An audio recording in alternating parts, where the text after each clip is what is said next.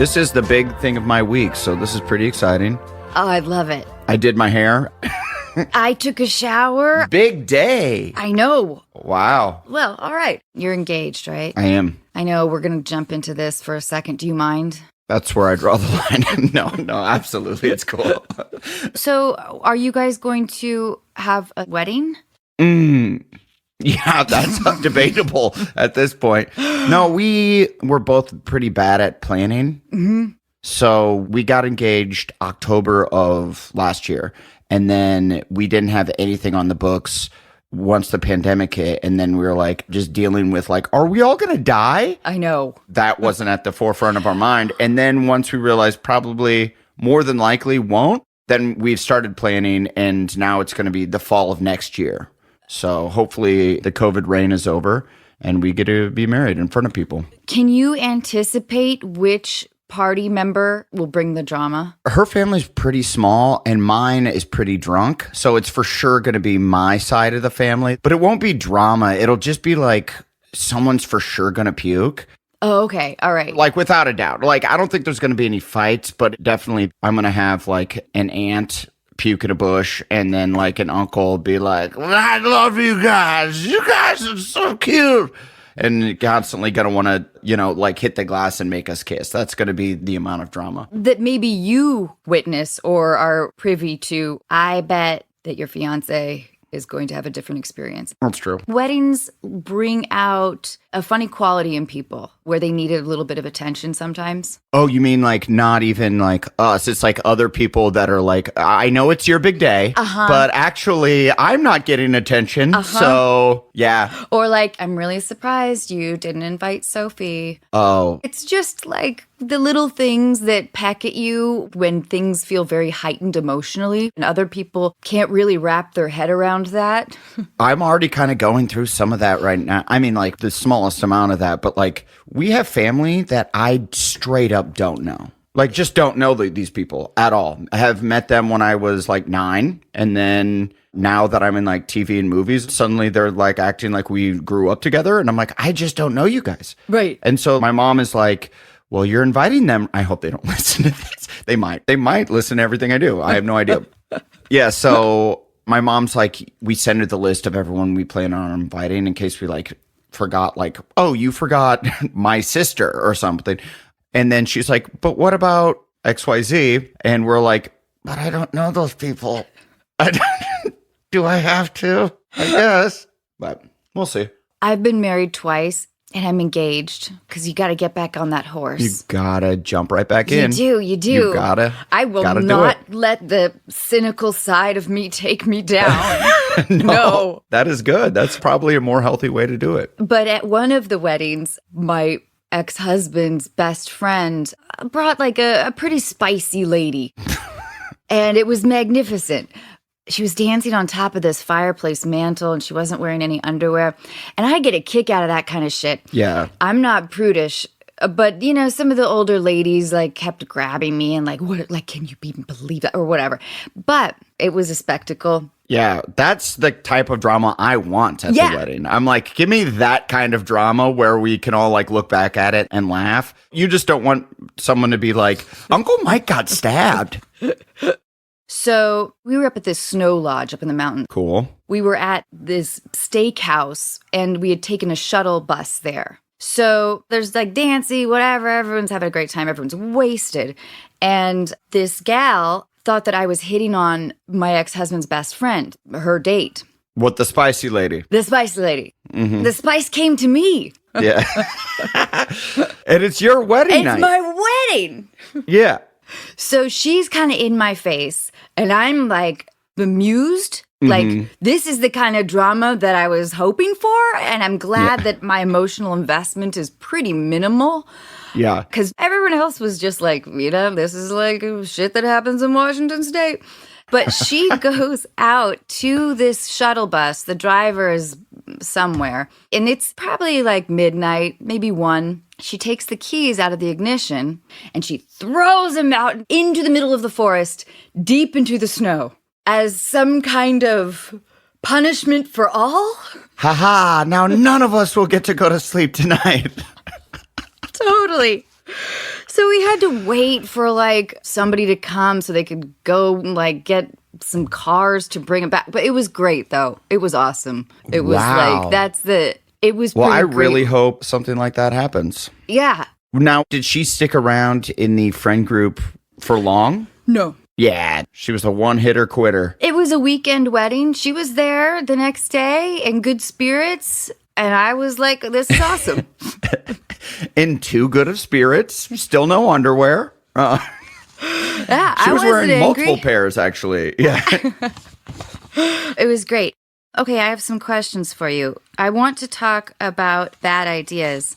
That's on Quibi right now, right? It's a Quibia Ridge. It looks pretty wild. I had a little bit of feeling of being left out when I was watching. I just want to give you a little guilt trip, Adam, as we get to know each other. Hey, next season, I'm running out of friends over here that want to do this stuff with me. But it looks crazy. So you take your friends on these wild, stunty adventures. Yeah, so the whole premise is I take a famous friend of mine and we go do crazy stuff. I was shooting this movie called Mike and Dave Need Wedding Dates a few years ago, and me and Zac Efron were Mike and Dave, and he was like, hey, do you want to go shark diving?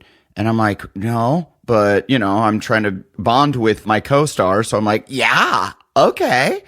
And we go swim with sharks, and it was like the craziest experience of my life. There were sharks everywhere. Zach like rode a tiger shark, grabbed it by its fin like a psychopath.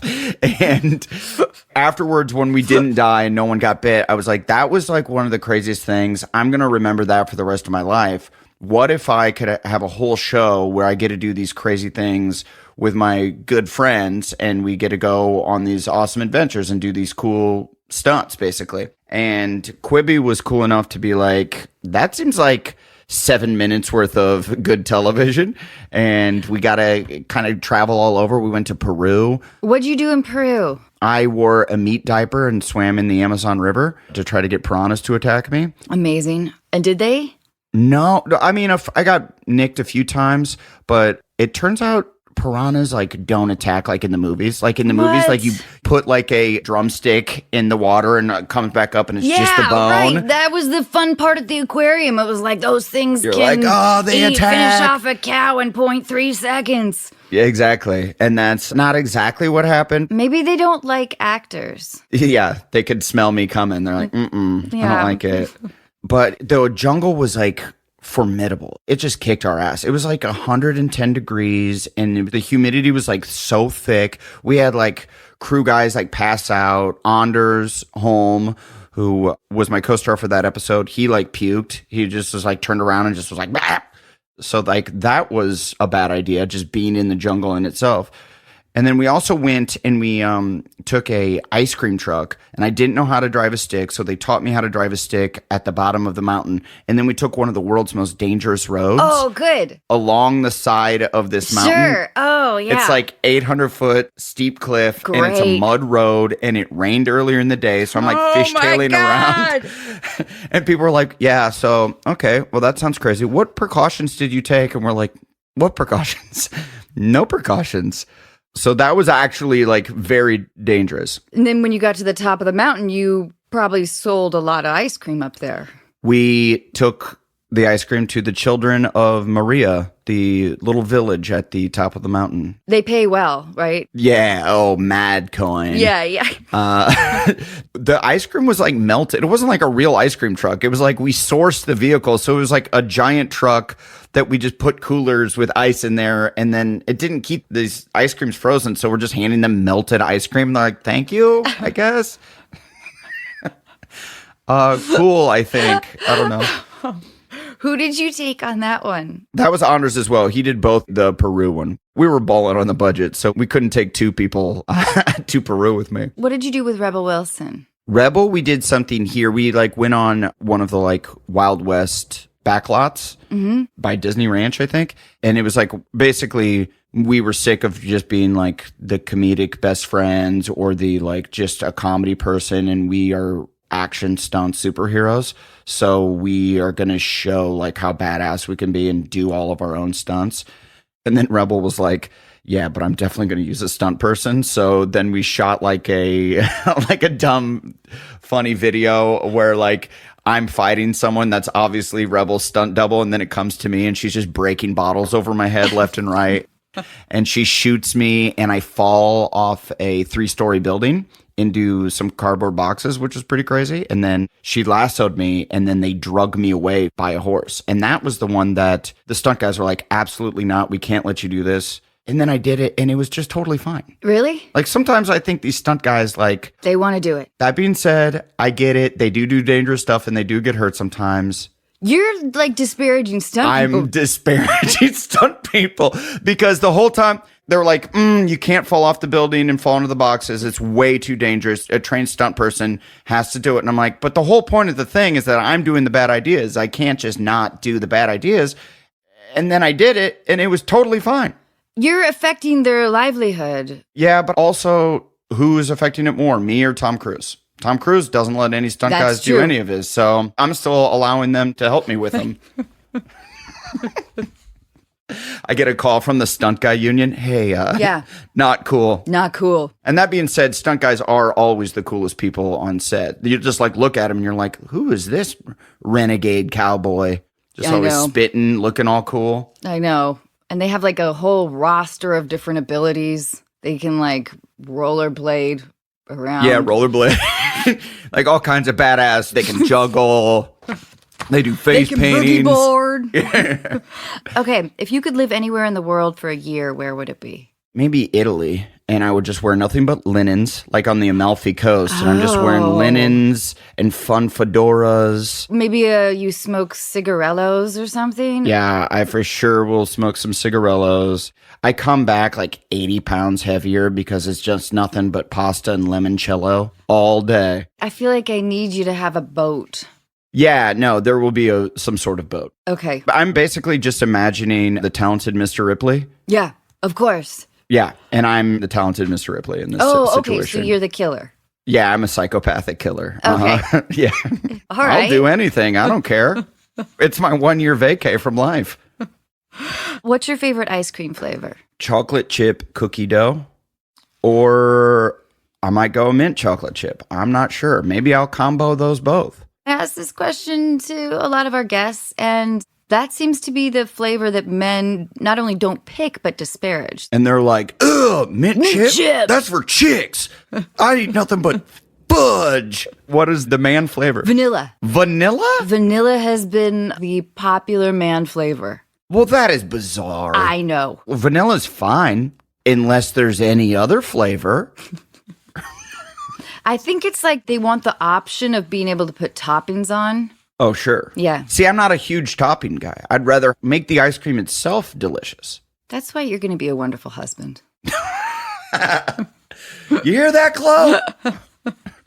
What was your first boss like? My very first boss. I worked at a grocery store when I was 14, and his name was Chad, and he was 19. So he wasn't like that much older than us, but he was like our boss. And for whatever reason, he really liked me and hated my very best friend. And he wasn't like a cool boss, but then he would do crazy things. He'd be like, hey, all the beer in the beer freezer, we have a section of beer that's past the born-on date, so we have to get rid of it. Go chug as many beers as you can in the break room right now. And I'm like 14, 15 years old, and I'm like, what? And he's like, yeah, just go. Then it's just me like, chugging. And you chug like 4 beers. And at that age, then you're the drunkest man alive. Totally. And then it's back to me bagging groceries while chugging those beers. So cool. But in hindsight, maybe a dangerous personality. Okay. All right. What or who has influenced your career the most? I would say the Hollywood Improv Comedy Club has influenced my career in a way. That was my first job when I moved to LA. I got a job working the door there. I loved comedy, and I was like, I want to do stand-up, but as a way to do comedic acting stuff. And then I started working at the Improv, and it was really like a good crash course lesson into like how to treat people, because some people would come in and were just rude. Like comics would come in and they're having like kind of a moment where they're famous. You mean rude to the staff? rude to the staff. And I'm like, oh, I never want to be like that. And then you see a lot of times those people have like a good 6-month year run and then they crash and burn and then no one likes them afterwards because they were rude to everybody.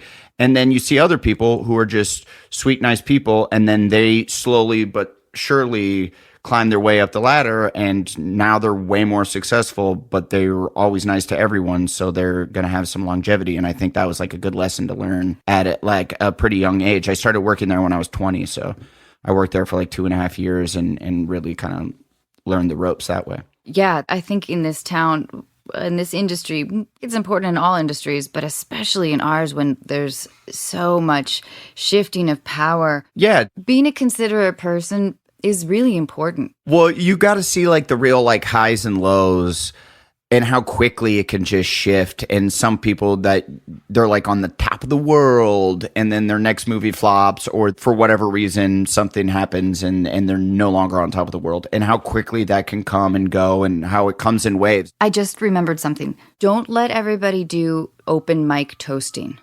Why? That's what I want. Okay, you can do it, but don't do it right before you're about to eat. Or just make sure you continue to eat. Because when people are toasting you, it's really hard to be like kind of shoveling food in your mouth and then you just end up not eating.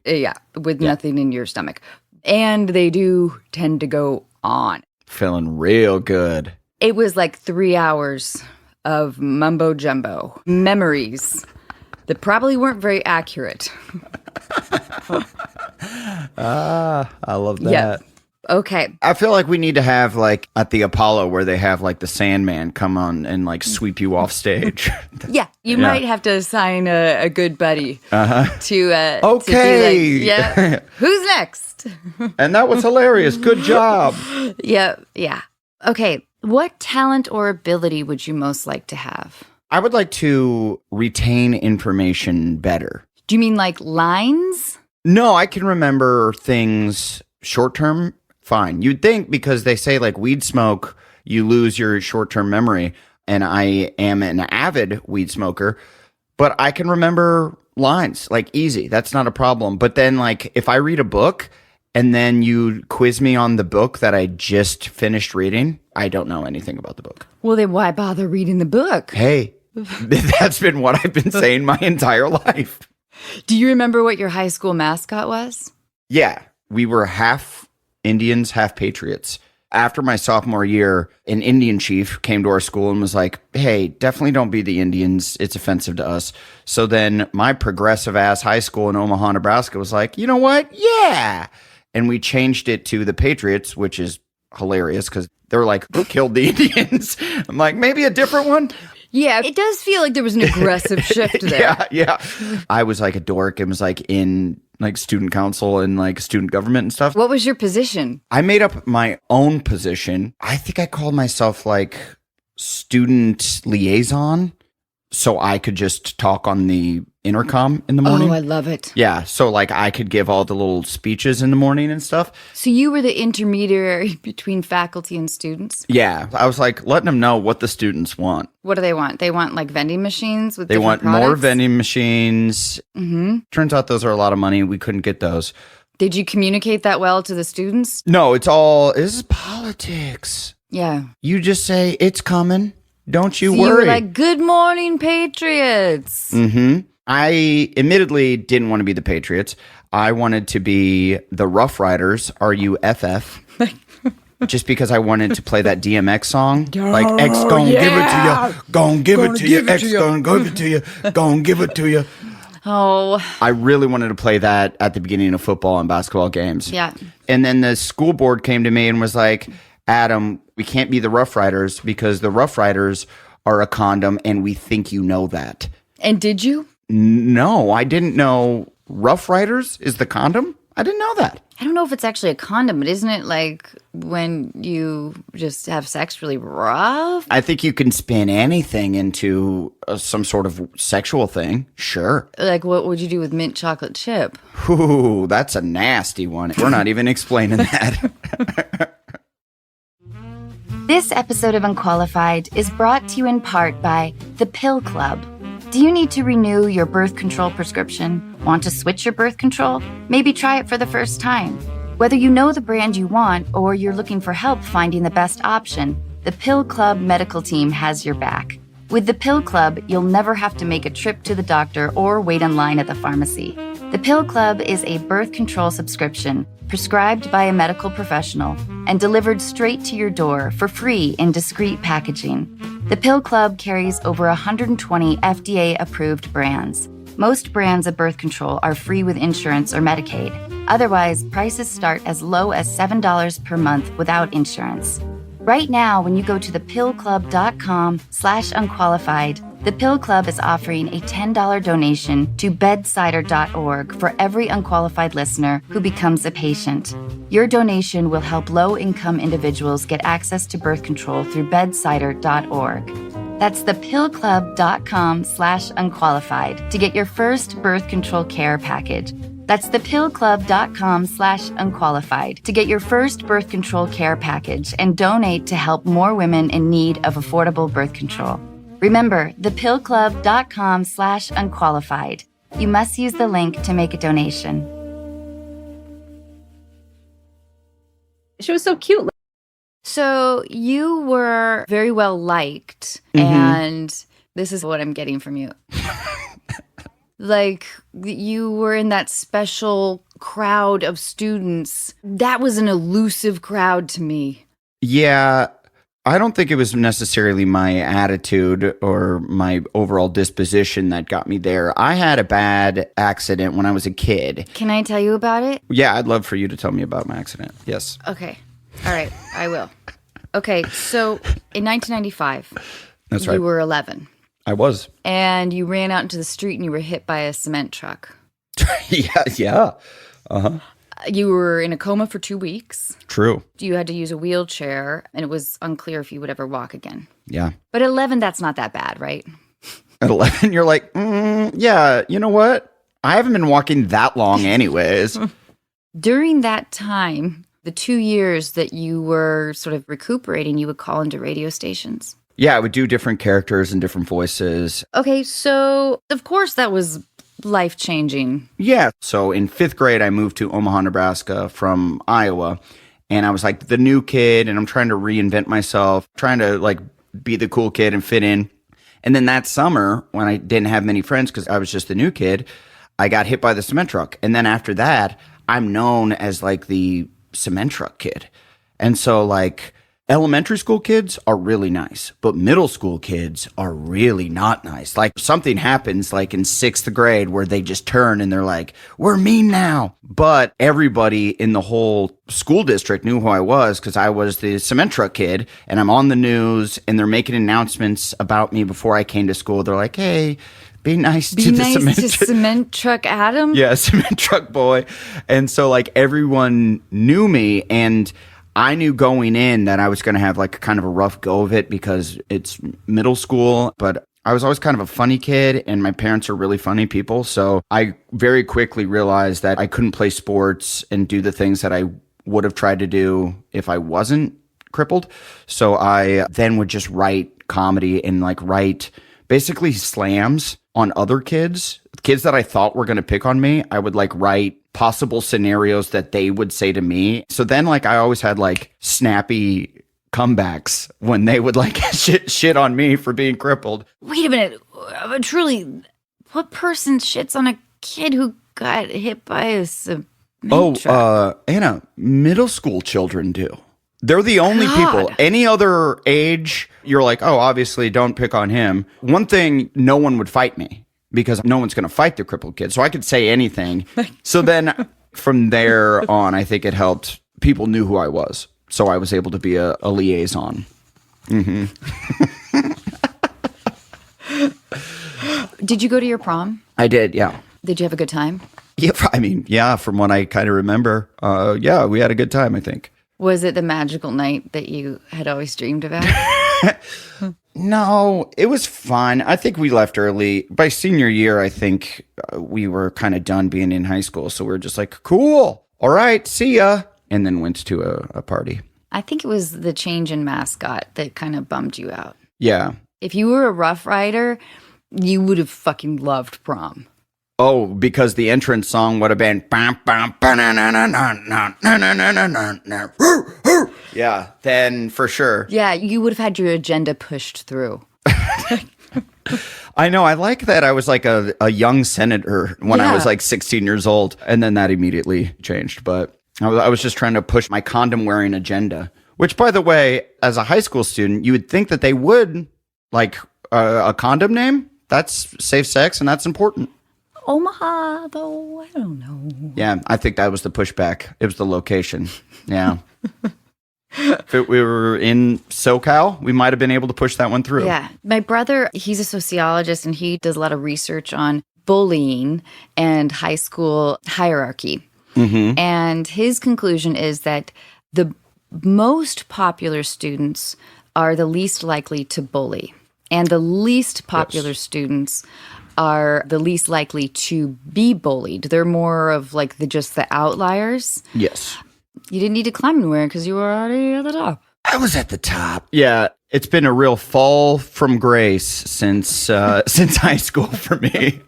Yeah, I think probably I was pretty popular, and I do contribute most of that to being the cement truck kid. It was like me being in that wheelchair and just being funny, but then like having the wheelchair to be like, who's that wheelchair kid? It was sort of like being a star basketball player, like a kid that could dunk early, but instead of having any height or athletic ability, if I was friends with you, you got to get out early and push me to my next class. Adam, are you now ready to confess on my podcast that you ran in front of the cement truck on purpose? Yeah, I was like, this is my time to shine.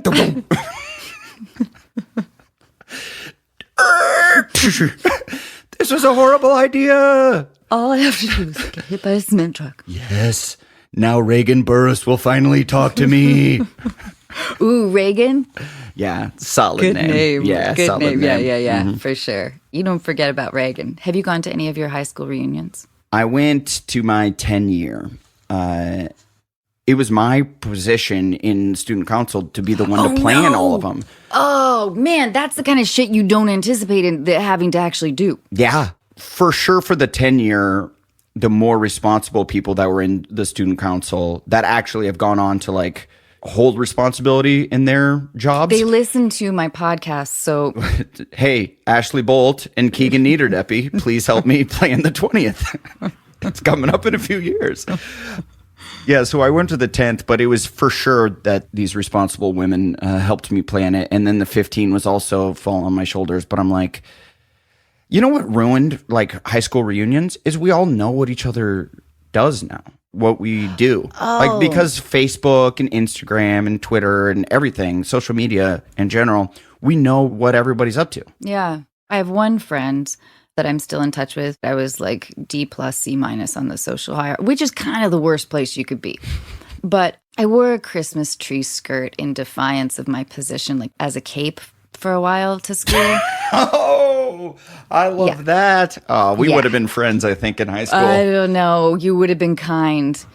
Because I was kind of angry too, from what I remember, because, you know, it's hard to have a very accurate personal reflection on how you were perceived. You remember kind of what you felt, but it's how did you cover it up? Because I hated everybody. Yeah, it was just like, this is oppression, and I'm forced to serve my time. Where did you go to high school? I went to Edmonds Woodway High School. We were the Warriors. They called us the Rainbow Warriors. Where, in Washington State? In Washington State, yeah. I like it that you were like, yeah, that's what I figured. Yeah. Yeah. Yeah. Well, you did your said research something too. about that earlier. So, see? Short-term memory. It's there. It's there. You ask me tomorrow, I won't even remember doing this podcast. Oh, good.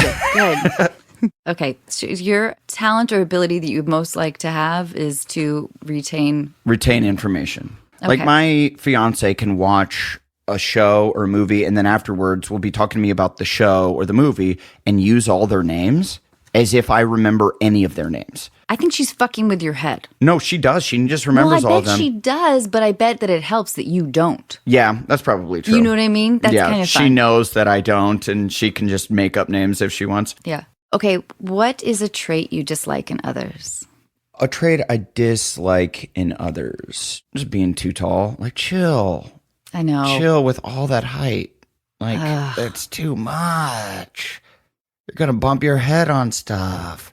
I come from a tall family, Uh-oh. and I'm now 5'4", but not without a lot of struggle. You're now 5'4". Like, my identity was short. I was the Sure. short drama Christmas tree wearing Christmas cape, whatever it is, Christmas tree skirt as a cape. That was my identity. So anyway, I feel you on that. I love your Christmas tree cape. I look back at photos and didn't realize how much hemp I wore as wardrobe. Did you have like cool, like thick hemp necklaces? I did that for sure. I had necklaces. I had a belt. I had a chain wallet. I had Whoa. a bracelet. It was way too much. Did you hacky sack too? I hacky sacked. That was the only sport I was good at because I couldn't run. So like by the time I got to high school, I could walk at that point. Now, when you talk about the sport you excelled at, what is hacky sacking strategy like? It's the ability to look like an idiot and then continue to look like that idiot for the longest period of time. Because you don't look cool hacky sacking. No one does. You also get way sweatier than just a normal sport because you're just constantly picking up your knees. And it's like the ultimate like jazzercise class with your giant Janko jeans and I actually didn't wear Janko. I was a dungarees man personally. But yeah, I would just hacky sack through every lunch period. Do you think that singular idea of focus, is that the appeal to hacky sack, that it really doesn't require any strategy or thought? Yeah, I mean, maybe. I guess I just wanted everyone to know that I had started smoking weed. I think that's what me getting deep into hacky sack was all about. I have to tell you, I don't mean to attack hacky sacking. Actually, it taps into me feeling left out. Because no one wanted a hacky sack with you? Yeah. I felt like the circle was already tight. Like, how do I break in? I feel like we would have brought you into You our would have hacky let me sacking in? circle. Yeah, I think so. You would have? Well, with that skirt, you're in any circle at that point. Well, you know, it was a cape. Even better. On my stand-up special, I talked about how I wish I had a cape. Just because I think the end of every joke would be better if at the end you could just like flourish the cape. This is a genius idea. It's great.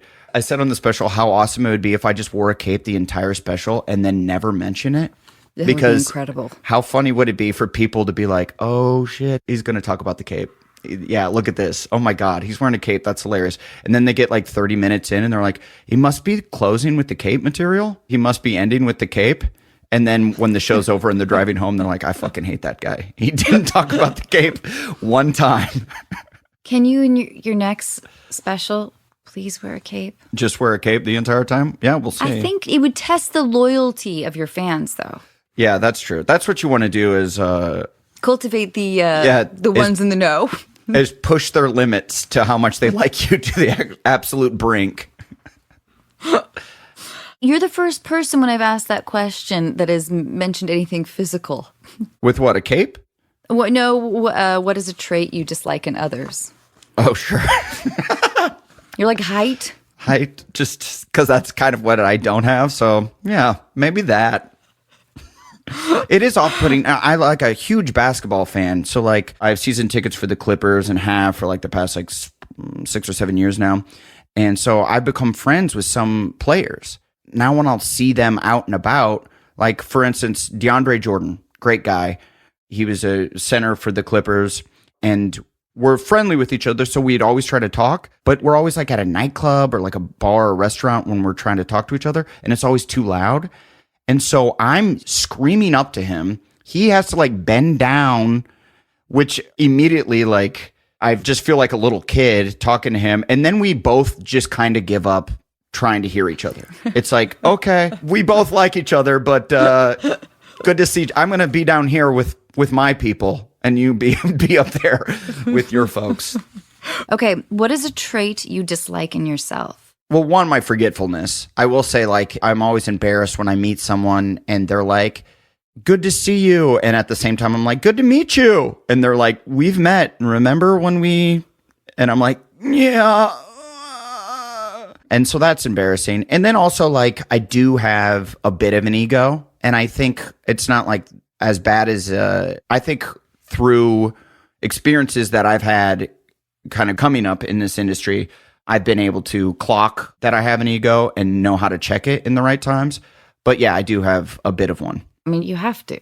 You have to, yeah. Or else, like, you're not going to do anything. Yeah, I think it's a really difficult thing to sort of calibrate sometimes. You're always having to adjust it and just go like, okay, that's my ego getting in the way of this situation. Right. And then sometimes you're like, you need to have an ego to go after certain things. Yeah. To be like, you know what, I should be the one to have that role, or I should be the one to, and like every stand-up has just a huge ego because you have to feel like you're good enough to take a microphone and talk to people for an hour and be entertaining and interesting enough to have people be like, yeah, I want to listen to that guy. You're truly a one-man band. Mm-hmm. Okay, what is your favorite rainy day movie? Do you remember Demolition Man with Wesley Snipes and Sylvester Stallone? Damn.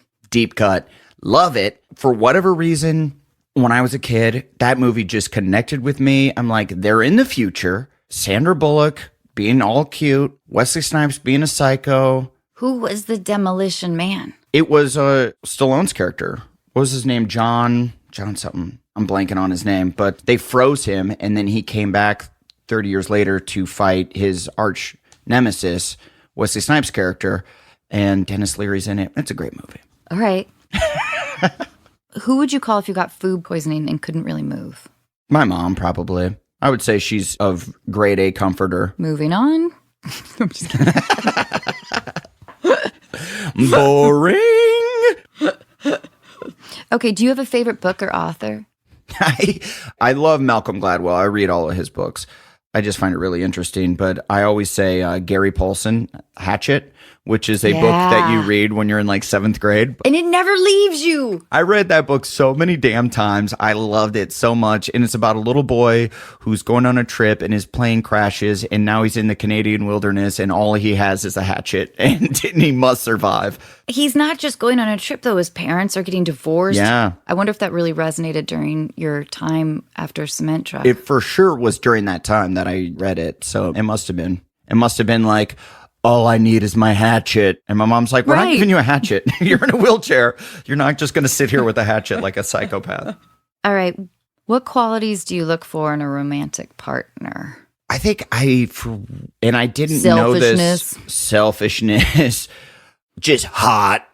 I think intelligence. And I didn't know that about myself going in until you look back at like my serious girlfriends and all were very smart women. So I think I want someone smarter than me, which isn't that hard, but I want someone who's pretty intelligent so then I can hopefully tweak some of that intelligence off of them. I love it that you compliment your past girlfriend, or at least recognizing a pattern in what you were drawn to. That's cool. I like that. Yeah.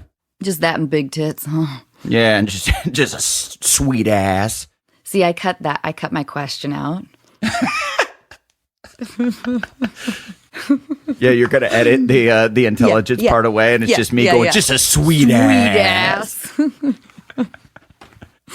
What qualities do you look for in a friend? Probably loyalty. All of my friends, my close friends, I've been friends with since like 8th grade. They've just been in my life for absolutely ever, and we're still really, really good friends. Don't you think that part of having a long friendship is really understanding patterns of communication? Sure. Like if you deliver a sarcastic comment very dryly or something, like maybe new people in your life, you know what I'm saying, new people in your life might not pick up on. Would be like, oh, wow, that's rude or whatever. Right. I think it's maybe the safety of like understanding that you won't offend anybody. That's absolutely true, yes. Yeah. Okay. On what occasion do you lie? I don't know. I mean, maybe... for sure, like within stand-up and maybe like telling a story, you embellish certain parts to make it funnier or leave certain parts out because it's boring. Maybe that when I'm trying to be funny. I feel like you may have like the healthy level of ego where you don't really need to lie. Yeah, I don't lie that often. I would say I'm not much of a liar. Well, also like... the truth is usually the funniest thing. So just say that. Usually if you say the truth unabashedly, people are okay with it. I'm not a great liar and I'm not comfortable doing it. Well, it's weird. there's a difference between not saying something rude and lying. You know what I mean? Yes. If somebody's like, hey, do I look fat in this? And then you're like, you look like a cow. You look gigantic in that. Yeah, that is way Right. too small for you. Instead of going like, no, but maybe we find a different outfit or whatever. I mean, not that often are my friends asking, do I look fat in this? But I guess that would be an example. My dude friends are like, do I look fat in this? No. Yeah, that hat makes your head look huge. I'll say it. All right. To whom would you most like to apologize and why? Maybe ex-girlfriends that I didn't treat our relationship with the respect that it definitely deserved. And then I was immature. Well, I think it's hard in your 20s when so much of the focus has to be on your ambition, right? Yeah. I felt like sometimes I was like just too worried about my own thing and not worried about them or their feelings. Why don't you use this opportunity right now to name them and personally apologize? Go ahead, Adam. I'll give you this gift. Beep. I would like to. This one goes out to beep, beep. Is there a moment in your career or personal life that you're most proud of? Yeah, I would say career, because we created Workaholics, and that was our idea from the very beginning. We pitched it and then wrote every episode and produced everything, and we're in the edit bay. And the feeling of satisfaction when we were done, especially with that first season, when you like realized we had done it and it's in the can and we did it and we were really proud of it. It is such a great show, Adam. Thank you so much. They really let us do what we wanted to do. And the whole time we were like, we think it's great. We love it. Hopefully it'll resonate with people. Just finishing that first season before even knowing how people are going to like it. Yeah. And we were shooting at the house where we actually lived in the house together. So like we wrapped, but I'm just at home now. Like I'm just in my living room, which is the living room on the TV show. So I remember just like laying in the front yard and just all the like weight of pressure of like doing your first TV show. And, I was like 25 years old. So I was like pretty young to have all that responsibility, and to feel like we did it was the best. That's rad. Yeah. Okay, we're going to go into workplace. What would you do's? Okay. All right. Your boss asks you to hand in a report by the end of the week. Yeah. And I relate to that. Yeah. I'm always having to hand in reports. You always have deadlines. I constantly have reports to hand in. While working hard on the final numbers, you notice an account that seems to be skimming small amounts of money into a private account. Okay? Yep. When you talk to your boss about it, he breaks down crying, and he admits he's using the money to pay for his mistress's, let's make it boob job. So what do I do? Well, do you report him? To who? He's the boss, like the federales? He's got a superior that you're pretty chummy with. To his boss. This is a corporate gig that I'm working. Yeah.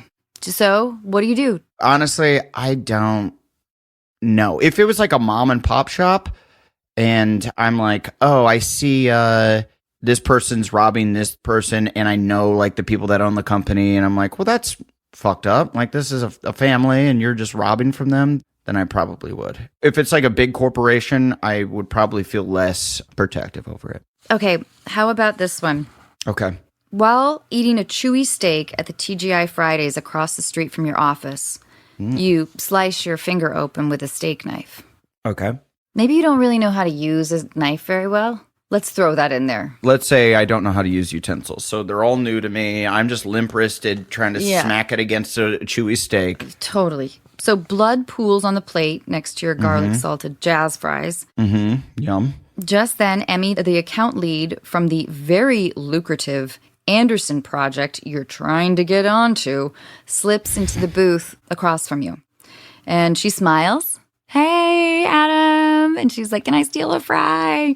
And she grabs the fry and she dips it into what she thinks is ketchup. It's your blood. What do you do? I stop her. You do? I'm not going to let Emmy eat my blood. Yeah, I'm going to say, hey, Emmy, call 911. I'm bleeding very badly. Emmy, please call 911.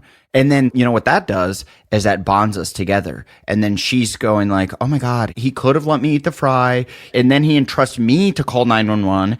Are you sure? Yeah, no. You're overestimating Emmy. No, Emmy's cool. I don't know. I think behind your back, she's going to say, like, he's not proactive. He cut his hand. He wasn't able to do anything. I'm not even sure he knows how to use utensils very well. I don't think he's good for the project. Well, that is true. I don't know how to use utensils, but she didn't see me cut myself, so she doesn't know that. That being said, I cut my finger, right? Yeah. How am I going to stop the blood from coming out? You got to compress the wound, right? I'm doing that with my other hand. How am I going to call 911? Well, you can do it with your napkin and use but you have to press dial. Also, there's staff around at But TGIF. Emmy's there. Emmy's right there. And now I bring her into my circle. Now she's coming, and then we have a bond. I'm locking eyes with her as I'm doing this.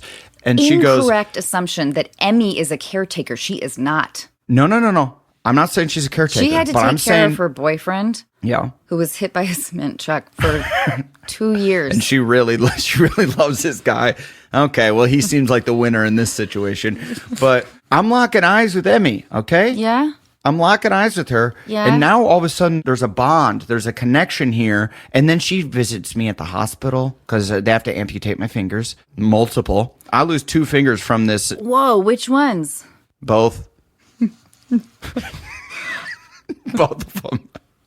So you think that Emmy's going to put you on the project? How are you going to be able to type? Well, hey, guess what? What? I'm going to take 6 months of workers' comp and I'm going to be at the house because I can't type. But when I'm home, all I'm thinking about is how to just up the sales and also productivity. Yeah. Productivity.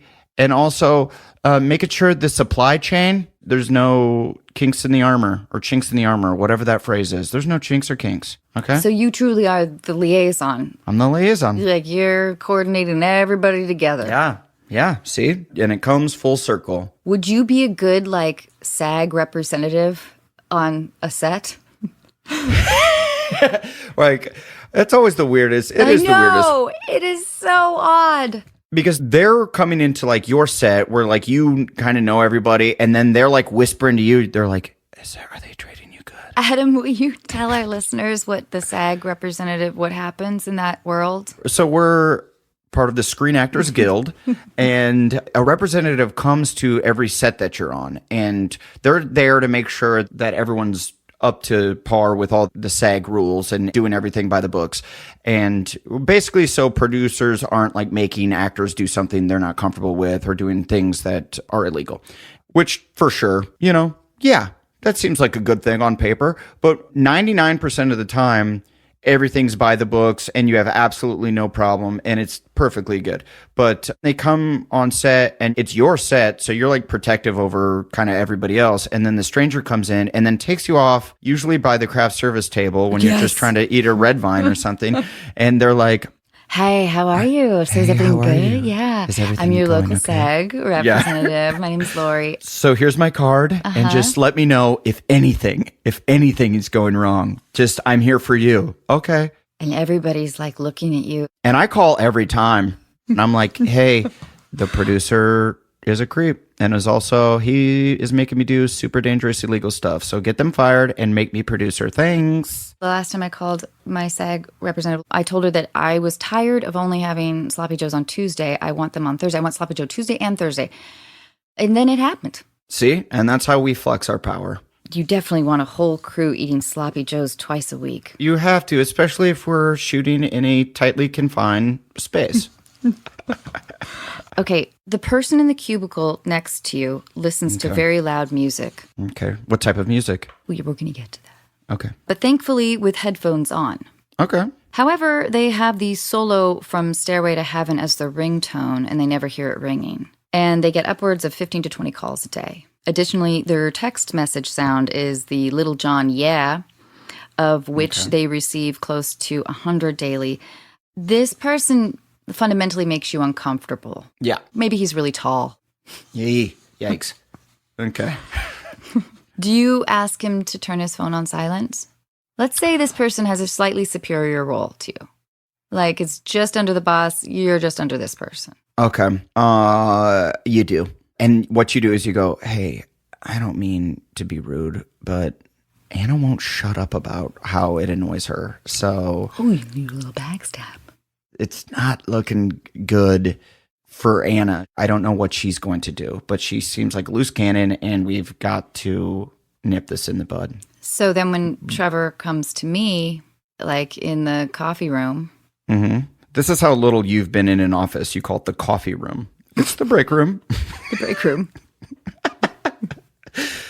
In the bistro corner. Yeah. Well, anyway, when Trevor comes up to me in the bistro and is like, hey, Adam said that you want me to turn my music. Do you have a problem with that? Why didn't you mention anything before? Like, you can just come to me, you know. And then what do? I'm going to say, yeah, Trevor, that's true.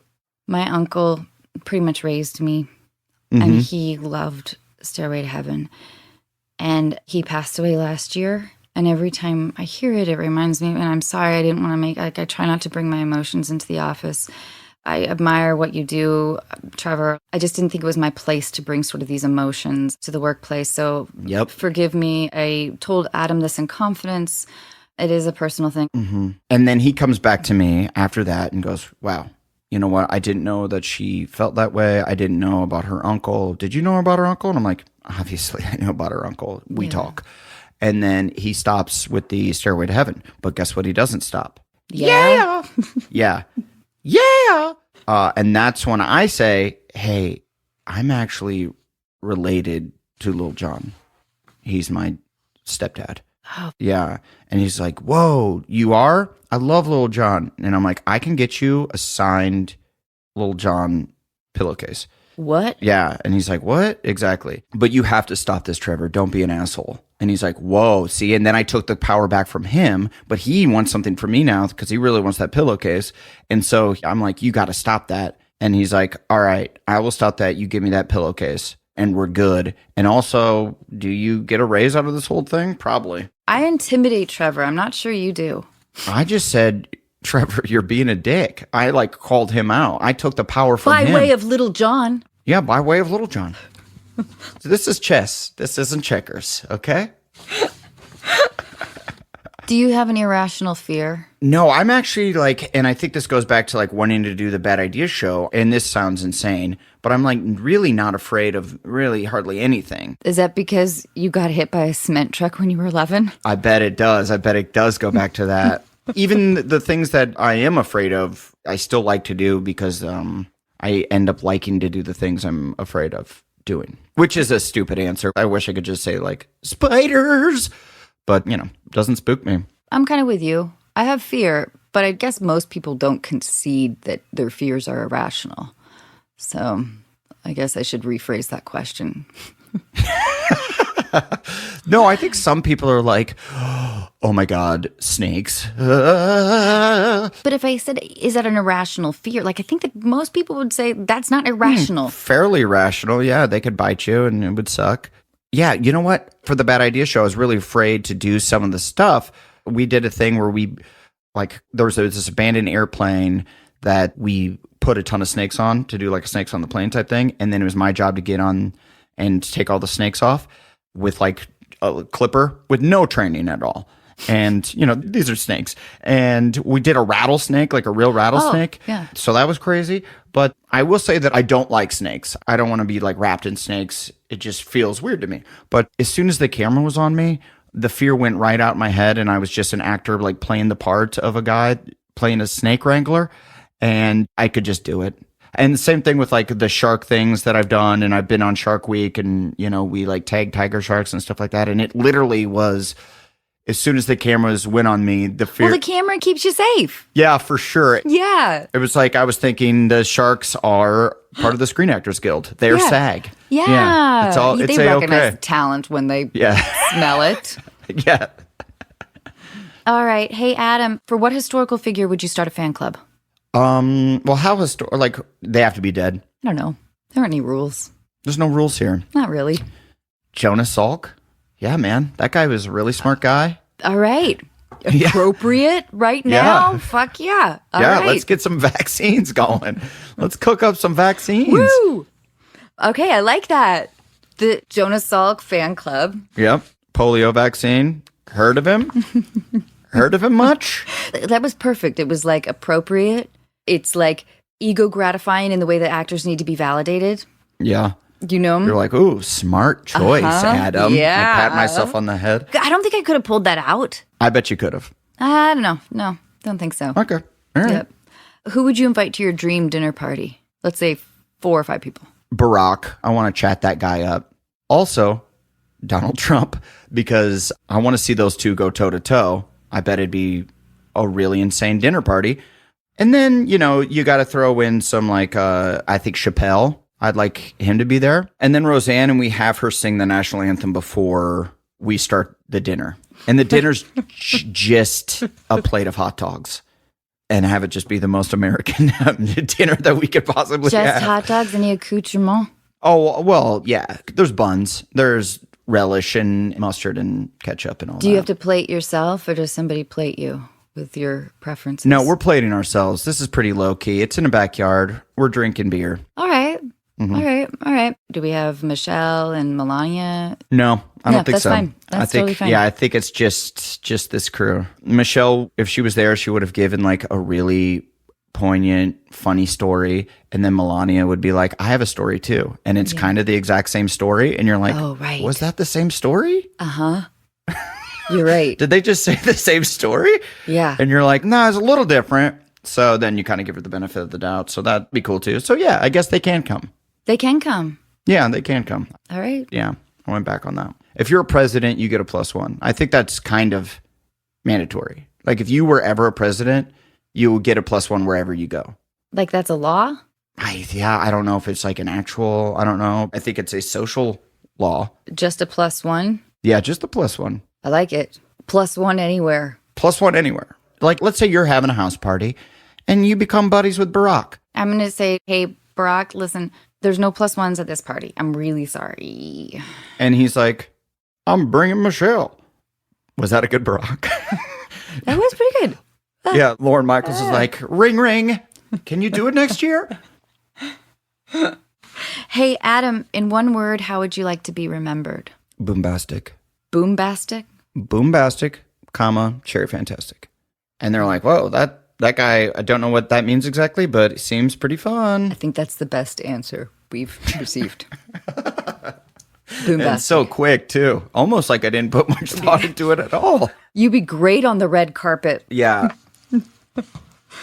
Hey, Adam, thank you so much for doing this. I had a really nice time. I had a great time. Thanks for having me. Yeah, thank you. Bye, Adam. Awesome.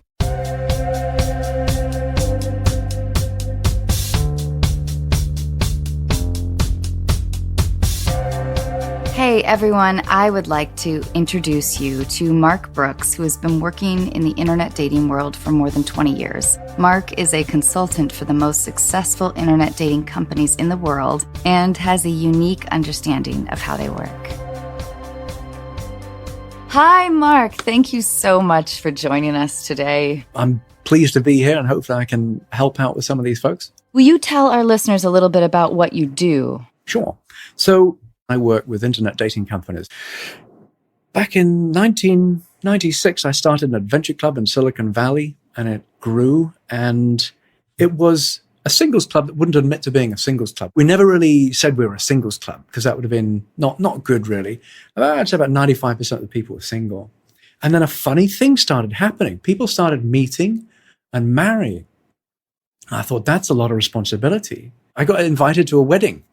I was like, wow. People are changing their lives based on this little club. So I took an interest in the early internet dating companies back then, and I ended up working with one in 2000 called Hypermatch, which was rather like eHarmony, but way before eHarmony.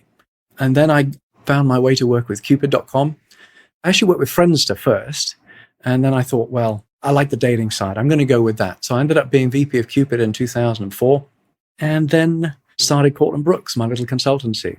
And never looked back. It's been, 15 years now. So I work directly with the CEOs of dating companies. My job is to try and grow the entire industry.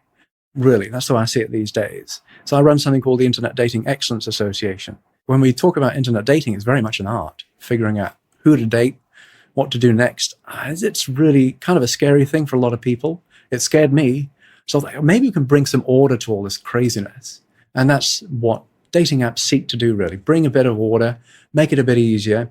But in some ways, I think they've made it too easy. Interesting. You must believe, of course, that this is the future of intimacy. I think there's people who would agree with that, but I don't think we're anywhere near there for a very key reason. Why? And that is that we think we know, but we don't really know what compatibility is. Oh, wow. Okay, well, this is a lot to think about, and I know I'm going to have more questions for you, but let's, if you don't mind, let's call Katie first. Hello. Hi, Katie. It's Anna. Oh my gosh. Hi. Hi. Katie, I'm here with Mark Brooks. He's a dating business expert. Hello, Katie. Hi. Katie, full disclosure here, I don't even know what a dating app looks like. I'm a serial monogamist. Like, truly, I think I've been on maybe 3 dates in my life. I tend to meet somebody, fall really hard, and then I'm with them for a decade or more, hopefully. So, Katie, will you tell us what's happening? Yeah, so I kind of have the exact opposite problem. I'm so awful at dating, and I'm so awful at maintaining relationships. I'm 26. I've never had a long-term relationship. The longest I've had was about 5.5 months. And there's kind of like a lot of reasons for that. There's a little bit of a timeline. I went to an all-girls school, first of all, so weren't a lot of options for me there. Right out of high school, I went to university in the States, but I actually had to drop out after a couple years for health reasons. And then I was out of school for a while in this period of time where everyone was, like 19, early 20s, getting out there, meeting people that they're still with today, or at least getting relationship experience and dating experience. I kind of skipped through that whole period of time. And then fast forward to when I'm like 23, 24, and I finally started dating. But this is where everything was done through dating apps. And it just makes me so nervous. And I was never myself on them. I never really got to like a second or third date with most men. I had one relationship that lasted about 6 months, and we met through work. Aside from that, it's been like zilch. And I have an okay time talking to guys. And then I just get so nervous when it comes to actually making the date and seeing them in person. I have a lot of trust issues, but I've worked to this place where I really do want a partnership, and I'm ready to put myself out there, and now the pandemic hit. So I guess my question is, how do I maintain this trust and this desire for a partnership now that I'm pretty much restricted to online dating? Mark, how would a young person be their authentic self? And then also, how do you truly get to know somebody in an online dating world? I think dating apps are a good way to go to kind of get the tough questions out of the way right up front, and also feel more comfortable about having a conversation with folks in the context of dating. It's very intimidating. Gosh, I remember one of the dates I had when I was single. I just went overboard. I went too far. I put too much effort in. Did it scare her? I think I did. Yeah, I did. This dating takes practice is the point. You've got to know what some of the rules are of the game. I don't know what they are at all. I have a terrible time making small talk. I'm terrible at recognizing red flags because I love to give people the benefit of the doubt. I'm dismissive of my own pet peeves.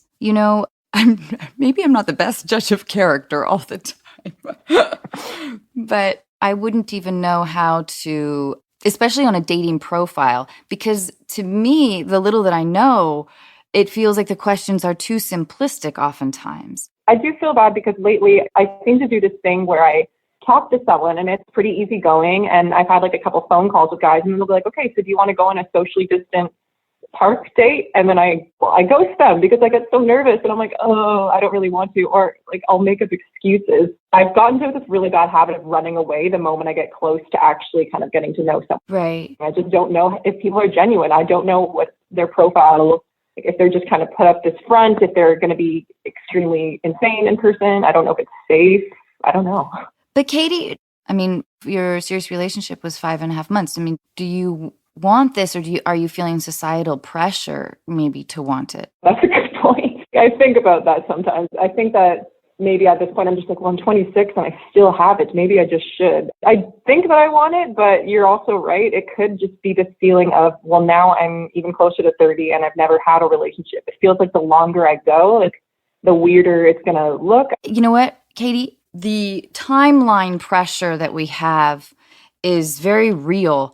And it's not always applicable to everybody, you know? I mean, this is your life and your desires. And if you crave companionship in that way, that's one thing. But your feelings of not feeling very safe in this realm makes me wonder how you can find safety in online dating. And Mark, maybe you have some suggestions. I think there's some realities of internet dating which are really important to understand, and that is that people do fib. You know, I'm not sure the word lie is the right word, because people fib, they exaggerate, and they change their numbers. You know, that guy who's 5'10.5" might say he's 6 foot. And that's because a lot of the women will search for a guy who's 6 foot. And so there's some certain economics around internet dating which kind of makes people fib, which is interesting. Mark, do you think that men tend to fib more than women? We fib about different things. Hair, for example. Like, we'll put up a photograph with a full head of hair because we like that photograph from 10 years ago when we had a full head of hair.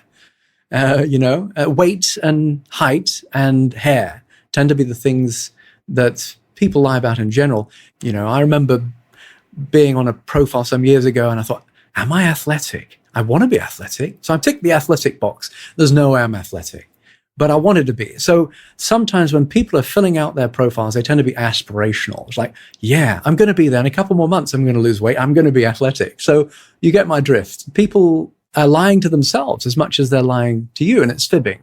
So in fact, there was a survey Real.me put out recently, and they found that 3 in 4 online daters admit to having misrepresented themselves on their dating profile. So this is the reality, but the context of the economics makes it kind of fair, if you think about it. The worst thing is to show up on a date and think you're meeting someone, and you meet someone who's quite different. And I think that's where video really helps. I think that kind of context is good for practice. It's safer. So, Katie, you can have one-on-one dates. You don't need to go on a date. You can do the date online first. Don't just go out and meet someone just looking at their photographs. Think of it as part of the verification process. You can see if they look the same. Some of the services integrate background checks and have kind of authentication. That's an important element. That's where the industry is going next, is more authentication and verification, like face verification. So your concerns are real, but use video, and then you get a better sense of people. Katie, in your email, you write, can I just walk into a Starbucks, or in my case, a Tim Hortons, and start talking up a guy? And you also write, I'd really like to go out with someone who isn't just looking to hit it and split. Yeah, I think the positive about dating apps or speed dating is that I do believe that most of the people on there are wanting to be in a relationship, or wanting to date, at least. Absolutely. Right. So at least you're eliminating the dude at Tim Hortons that might have a fiance or whatever, and leaving you with a little bit of like vulnerable feeling. I love it when people have gumption and courage, though.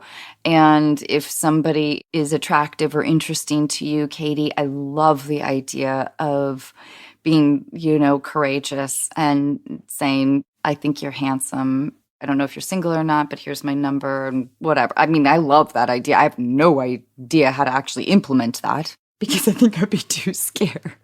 Some of my friends in Los Angeles before quarantine were on dating apps, and they complained that they would meet somebody and be texting with them or whatever, communicating maybe through the app, and then never meet up.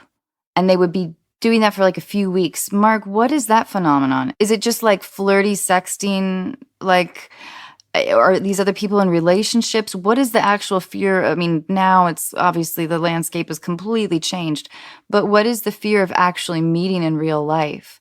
And what is like the safety that online dating can also provide too? And then like with what you do, how do we figure out if somebody has the same goals that you have? Yeah. So we try and bring people together that are compatible, but we also try and make money.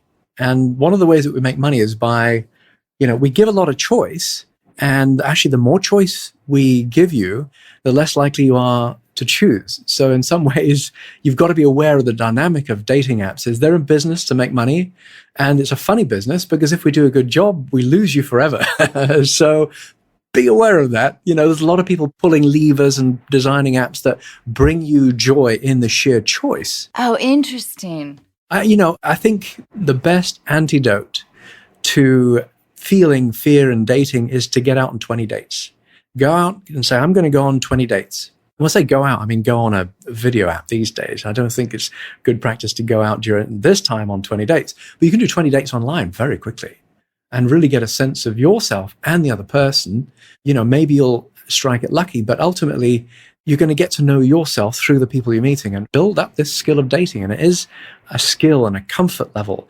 And you've got to be prepared to be disappointed at some stage. But what we try and do is reduce the disappointment by increasing the safety. When a guy is interested in a woman, he has to communicate two things: that he's interested, and we're real good at that. We've got no problem with that. He also needs to give indication that he's safe. And that's where internet dating has had a hard time until recently. Would you feel like going on 20 dates, Katie? I would take that challenge. Really? I would do that. Katie, we're on to something here. Excellent. What if they're all charmed by me, though, and they all love me after it? Of course they will. Good. Then you're going to have to bring all 20 of them to Mark and myself, and then we will decide for you. Okay, I'm into it. The 20-date challenge. Excellent. Mark, what dating apps would you recommend for Katie for her specific purposes there? There's a way to help you kind of warm up to this video dating context even. I'd recommend checking out Meet Me. I'm a fan of the mode of the way they do video, which is one-to-many. So you don't even need to do the video. You can actually watch other people dating. You can watch other people doing a one-on-one date to see what they do. And it's fun to watch. You can give them advice. It's a nice way You can give them to advice? dip your toe in. You can kind of comment, yeah, and you can see a stream of like what people are saying. It's just very entertaining. Like, don't order the sea bream? Anything you want. Within reason, of course. I mean, it's an open forum with two people dating, and then you kind of vote if you think they should continue. So we're seeing this kind of evolution now, so that if you are not so keen on doing video, you can kind of practice, warm up, see what other people are doing, see how it all works, and then dip in. If you spot somebody that you really want to have a chat with, well, it could be another person in the date. It could be another person in the thread. So someone makes a comment that you like, you have a chat with them, instant message them, and then you jump into a date with them. And that's the beauty of it. So I like that. It's a nice way to warm up to video dating. All the majors now are doing video, one-to-one. Katie, I love this idea. And what if like number 3 is the... Is the one? I think it's a great way, at least if you do like 3, it's a great way to dip your toe in. The thing is, it's good to have some commitment to the process, though. So I think we need to hold All right, you Mark. to it. All 20 right. years. All right, Mark. Once you get into it. Laying down the law. I like it. Yeah. But literally, I mean, you'll know when you've met someone that you really like because you want to spend time with them. I think that's the essence of love, really. And so you just can't get enough of them. So it's very important to commit to the process, because dating apps will find and introduce you to people who are single and available.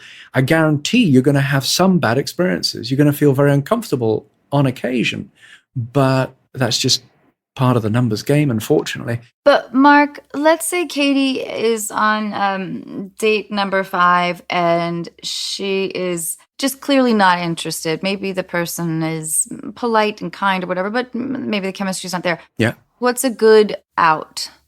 This is how little I've dated. Do you simply say like, it's been so lovely to meet you, Tom, but I'm not quite sure this is a match? So let me reverse the tables a little bit here, because it could be that you say, I've had a lovely time, and then you bail, right? And that then leads to ghosting.